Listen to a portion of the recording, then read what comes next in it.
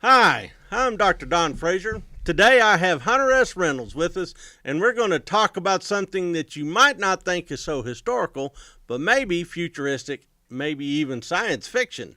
It's the Space Force. But I'm told that Hunter is going to prove that wrong here on Historical Trends.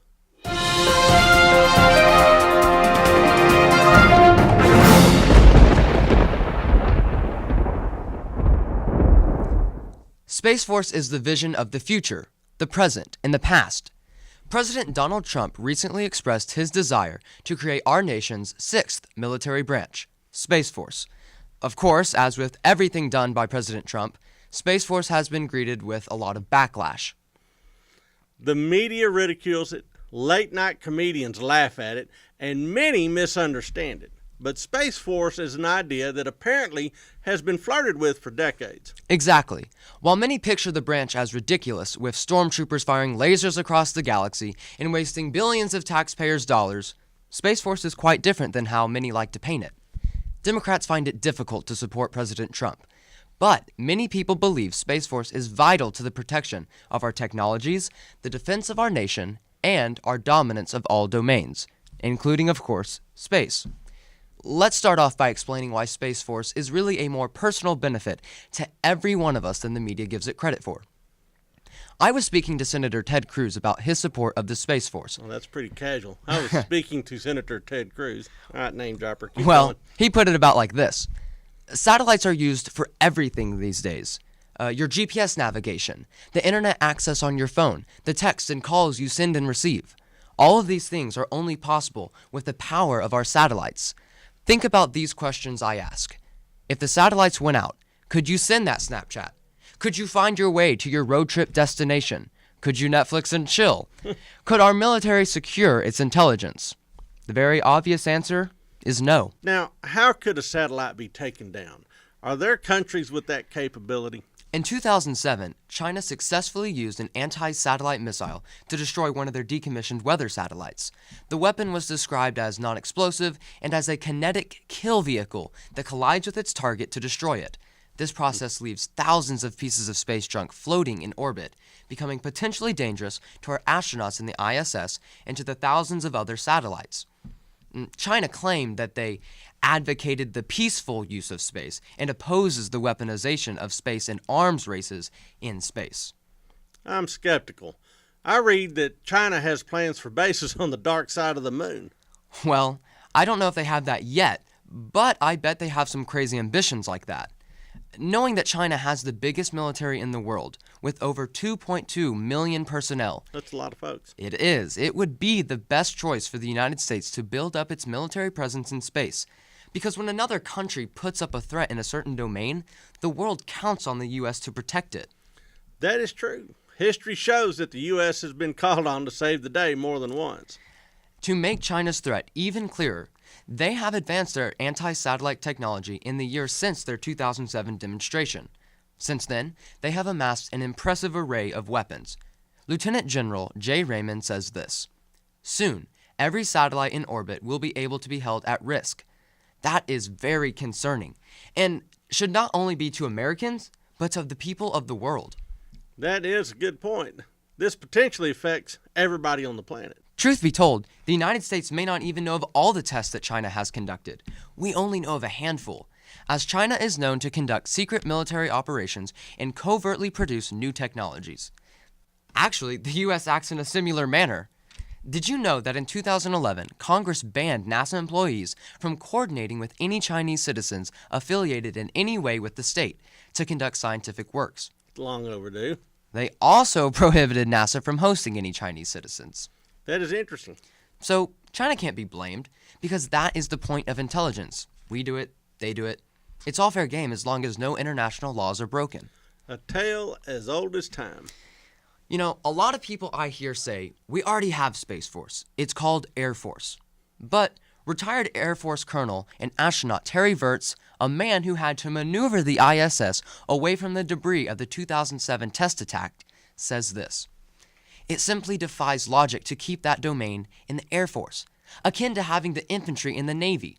The equipment, techniques, and culture required to operate airplanes are entirely different from those required to launch and operate in space.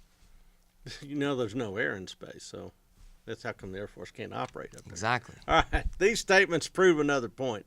Trump is not alone. Right.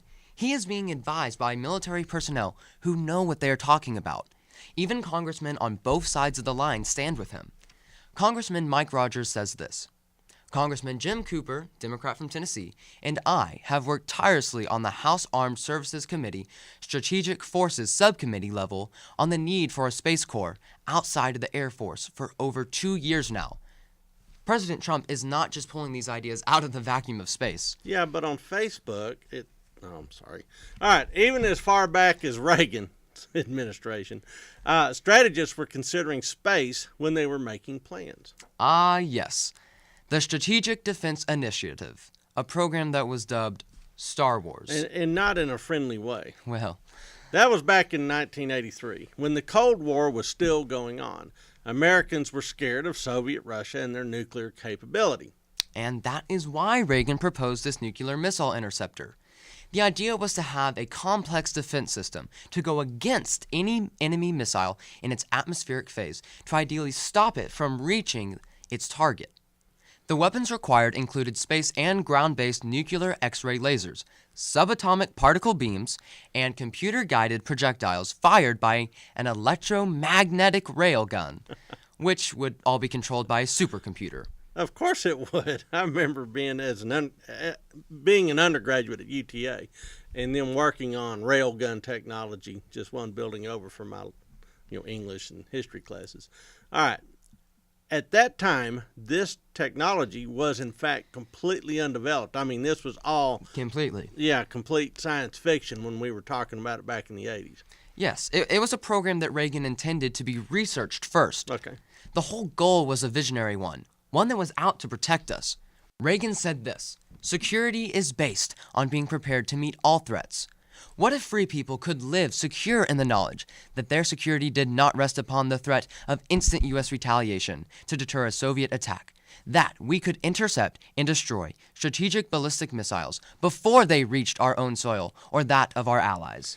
That's what people don't understand, is that back before we had a missile defense system even spoken of, the only way to react to a nuclear strike was with a nuclear strike. Exactly. So as soon as the nuke started popping, everybody fries. Yes. And Star Wars was saying, hey, we would like to have an option.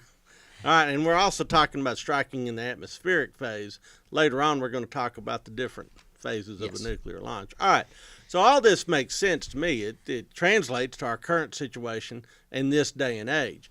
North Korea, China, even Russia still all have potential to strike with a strategic nuclear threat. Right. So my question is, what is bad about being prepared? Yet there are still many Americans who are still not in support of the Space Force. As of August of this year, 2018, CNN reported that only about 37% of Americans supported Space Force. It also said that 55% were against the creation of the branch. That leaves about 8% with no opinion? Correct. But I encourage all Americans to have an opinion. It is our civic responsibility to voice our opinion to our government. Even an uninformed opinion? Even an uninformed opinion. But it's all in the active pursuit of a more perfect union, including partaking in civic life. The framers would have called this public virtue.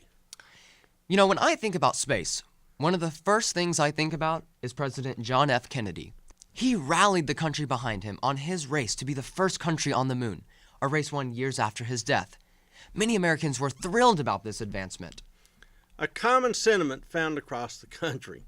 Families across the nation sat in their living rooms to watch that first historic mission to the moon. I watched it. It is estimated that 600 million people watched it on their TVs. It actually was the record at that time for a televised event. What broke the record? It was actually Princess Diana's wedding. I watched that too. That is a bit different, but still historically significant. Yes, but I think it symbolizes something important and a little sad.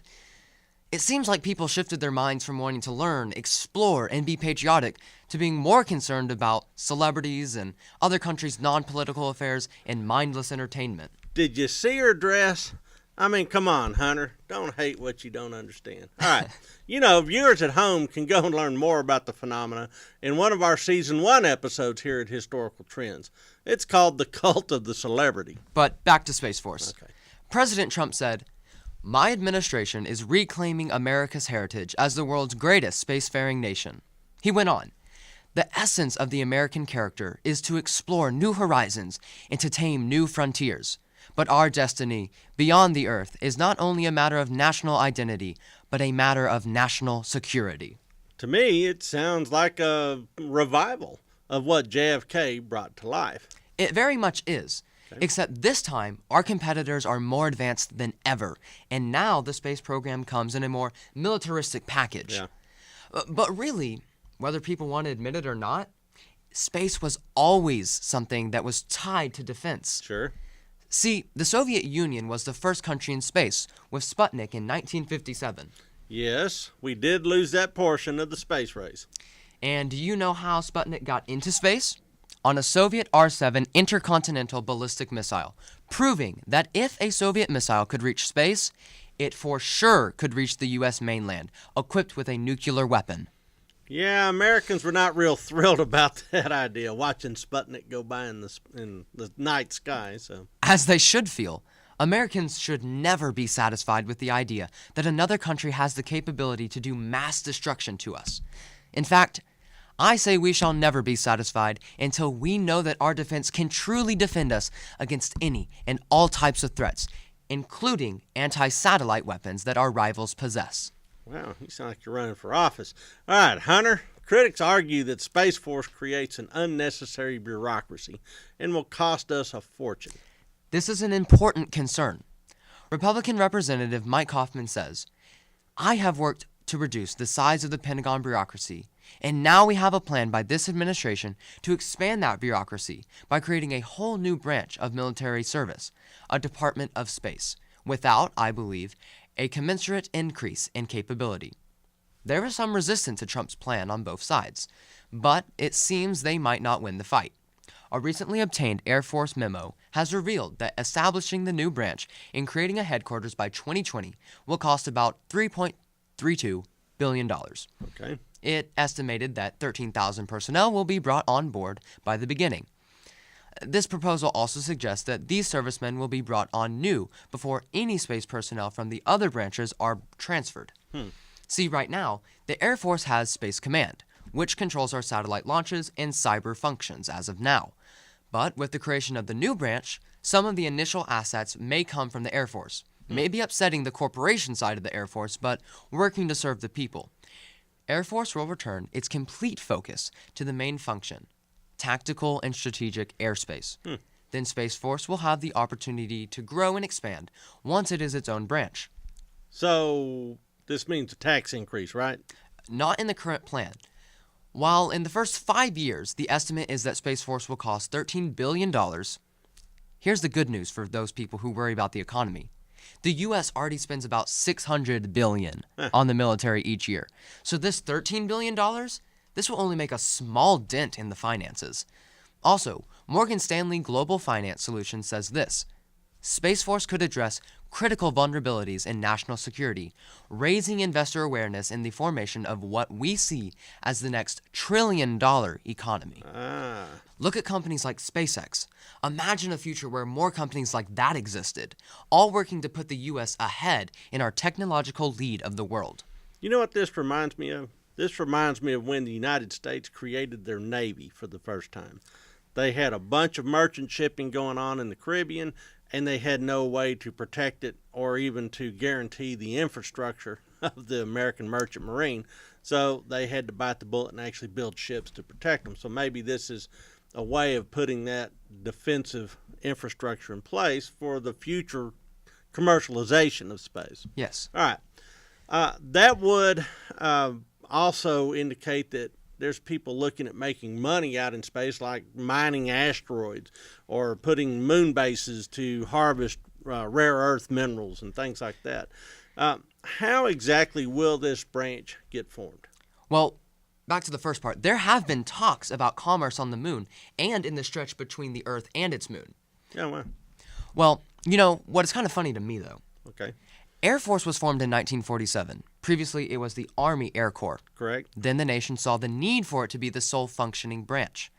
The Air Force itself says this: the lessons learned during the global conflict of World War II propelled the U.S. to push the envelope of what was possible, both technologically and organizationally, Okay. including the separation of the Air Force into its own branch of the military. In the process, the U.S. became a leading superpower. This is the same thing that's happening now. Okay. Currently, the process has a long road ahead of it. The Pentagon has to create all the details for the branch. Then they will send that off to Congress to approve or not. Though this time, I say the lessons learned, they come right from the Cold War. All right, this is a fascinating conversation and a lot to it. We will pick it all up after this break. When you support McWhinney History Education Group, you also support the many young workers who operate and maintain the company's digital operations. These are dedicated university students who handle many things such as filming, recording, and editing content for McWhinney, as well as cultivate the layout and structure of McWhinney's various websites, including its associated channel on YouTube. We are a nonprofit organization that exists from donations from interested persons and history enthusiasts alike. Donations enable our students to obtain a higher education, job training, and career bolstering skills. If you would like to donate, please visit us at www.mcwhinney.org and click on our About Us tab to learn more. Welcome back. Hunter is clearly geared up and ready to tackle some questions about the hot topic of Space Force. My first question is this announcement really out of the blue like it's been portrayed? Yeah, the media has been portraying that the Pentagon was caught by surprise by the Space Force announcement, but I was not surprised at all. Here's why. Last year, President Trump relaunched the National Space Council, which advisors included the NASA Administrator, the Secretaries of State, Commerce, Defense, and others, and will be chaired by Vice President Mike Pence. The purpose of the council is to advance our nation's technologies in space security, commerce, and exploration. See how those are all intertwined? Exactly. Okay. This made me think Trump has an interest in space. So when the official Space Force announcement was made, I was not shocked at all. Okay, Hunter, you said that Trump relaunched the National Space Council. When was that first launched? In 1989, by President George H.W. Bush. It was structured very similar to how President Trump's council is. Then what happened to it? Well, some NASA guys had some issues with the council members, so it disbanded in 1993 after the council lost the NASA administrator. So he just got mad and quit, so the whole thing collapsed. Yes. All right. Do you see that same thing happening this time around? My thought is no. The Trump administration has constructed a group of very prominent people from diverse backgrounds. The National Space Council Users Advisory Group consists of candidates who were politicians, astronauts, and business people. People like Newt Gingrich, Buzz Aldrin, and Boeing CEO are a few examples of people in this group. I see them working all very hard to push our advancement in space. These guys are extremely smart, and they are all about getting things done. They won't have issues. Well, let's hope not. You know, business seems more important than ever when it comes to space. What kind of commerce involves space? Arguably, all commerce. Yeah, I'd say so. Almost every business relies on internet and computer resources, which only function with satellites. So their protection is vital to commerce. Also, in a more literal way, companies like Boeing, SpaceX, they all rely on space for huge amounts of their business. They profit off making space vehicles, rockets. Including red roadsters. Didn't you see that get launched up there? That's a space vehicle. I'm sorry. I interrupted. Please continue. Even tourism. It's starting to all venture into space, with trips to the upper atmosphere in the near future. This is why it's a huge reason that Space Force has become so vital to our economy. Because the economy could crash if something catastrophic happened to our satellites. Wow. All right. Let's say China did destroy some of our satellites. What happens? Well, right now, I would predict a war. Not a trade war, just a real war. That'd be a hot war. Hot war. See, if we have a Space Force, I imagine that the Chinese, if and when they decide to attack, I really don't think they will. I don't think Space Force will have to go into action very often. The whole idea behind military might is to be so strong and so powerful that no one will try to fight you. It is a good thing to be the best when it comes to military might, because that is how wars are avoided. Without a Space Force, though, I am certain that China would not hesitate to launch an attack on our satellites when they are ready. Now, we have the capability to launch against other people's satellites, and we also have intercontinental ballistic missile interceptor technology. So, this is now an arms race in space, if you ask me. So, early on when we were talking about Space Force, you'd mentioned Star Wars back in the 80s with intercontinental ballistic missile interceptors, kinetic kill vehicles. I just love saying that word, kinetic kill vehicle. But you also said that this was going to be an apogee interceptor.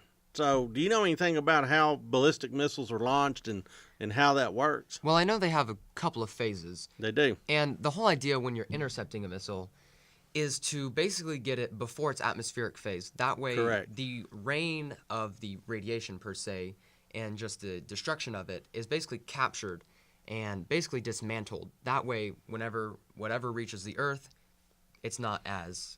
It's always better to catch it in that first stage. Yeah, so you have a first stage, then the booster, then the atmospheric, with this thing is just kind of coasting into its point of impact. Right.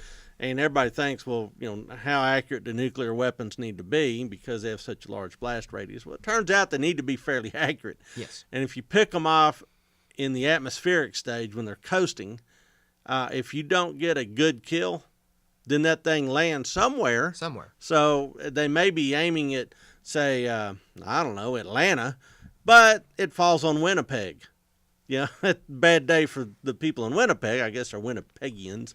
But, dead's dead all of a sudden. So really it's better to intercept it in that first booster phase.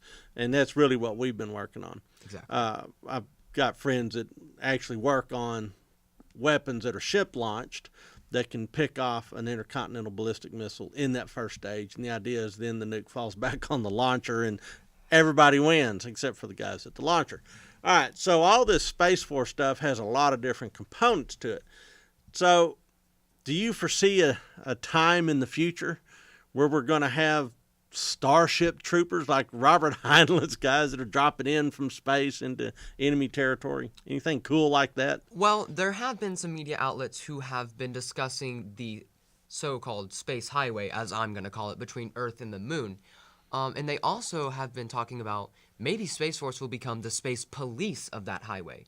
So I think there is potential there for there to be actual troops in space, but that's a long ways away. Yeah, that's just weird. All right, we're going to take a break and then hear from what our subscribers have to say on this topic. We'll be right back.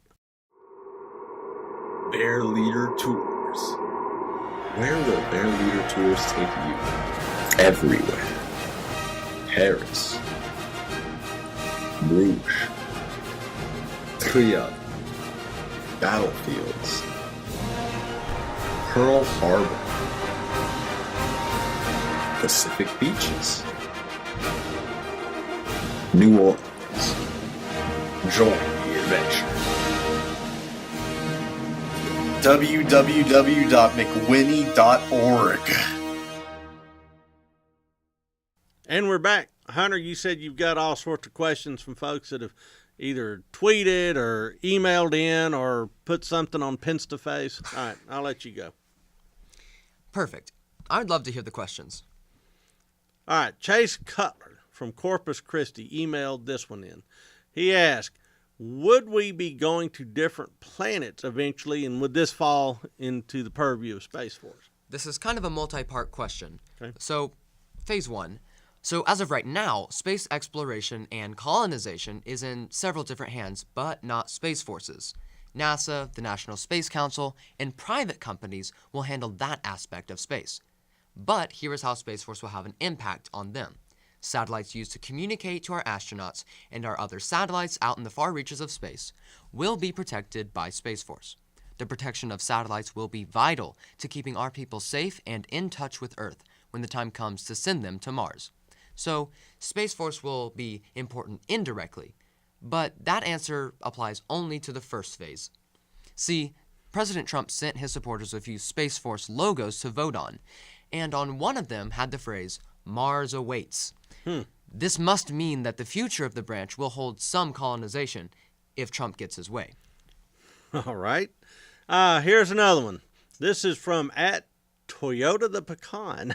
He asks this: will the commanders be stationed in space or on Earth? Nice question. So, officers will probably be stationed here on Earth for the first years of the branch. It is interesting to imagine the distant future of Space Force, if and when we have a transportation way to the moon. Yeah, you mentioned something about a moon superhighway. So. Yes. And as I said before, it might be that we have police officers of the space highway. And then, of course, as with every branch of the military, there's going to be NCOs and then the officers. So I imagine there might be some officers up in space in the far future. Okay. Hunter, you were talking about earlier about a space highway. So I'd like you to unpack that a little bit. This is news to me. Yes, our future basically holds a lot of commerce in space. Tourism, exploration, research. Everything's going to be dealing with space eventually. Would you go to space if you had a chance? If I had the money, yes, I would. Why? I don't know. It's something different. Who can say they've seen the stars and been among the stars? Eating a cuttlefish is something different. I mean, Well- come on, just going to space because it's something different. So you think that may be where your generation's future might lay? I think so. I think whenever the tourism economy boosts and that people are going to space all the time just for their little road trips or space trips, I guess, yeah. I think a lot of people are going to want to go. Okay, I think I would look forward to the weightlessness. I'm just saying. Maybe, yeah. Yeah, it's That'd be better nice. than being on a diet. To just go up there and all of a sudden you don't weigh anything. Yeah, That would be awesome, Hunter. that would be awesome. All right, so back to the space highway. Yes. It's basically just going to be a lot of businesses just sending resources from Earth to the moon, Shuttling back and forth. back and forth, All and right. potentially having Space Force protect that highway. Have you ever heard of anything like the space elevator? I have, yes. All right, tell me about that. Well, I don't know if that's exactly going to happen. They want it to happen, but I think with the way our technology is going, a space elevator won't really be efficient. Well, explain what it is. I believe they have a elevator basically from the Earth to a satellite. It can't happen to the moon, as we know the moon Yeah, revolves. that would be really long. It'd just it kind of would- whip yeah. around.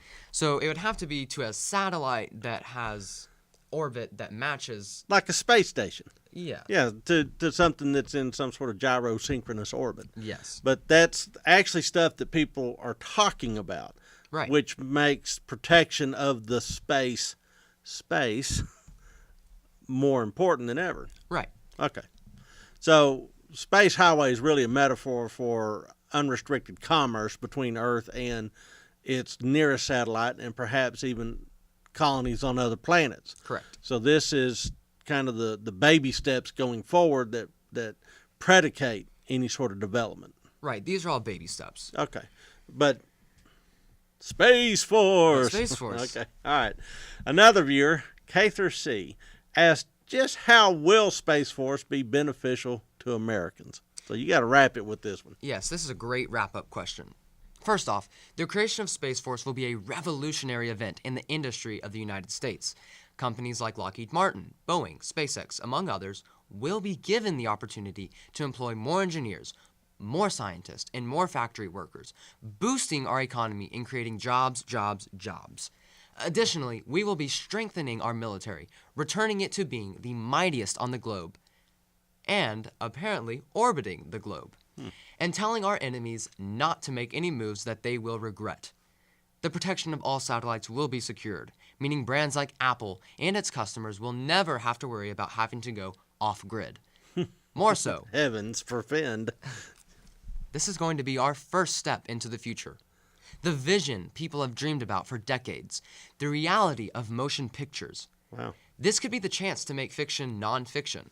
It seems so strange to me that there are people out there who oppose this idea because the benefits are bountiful and important.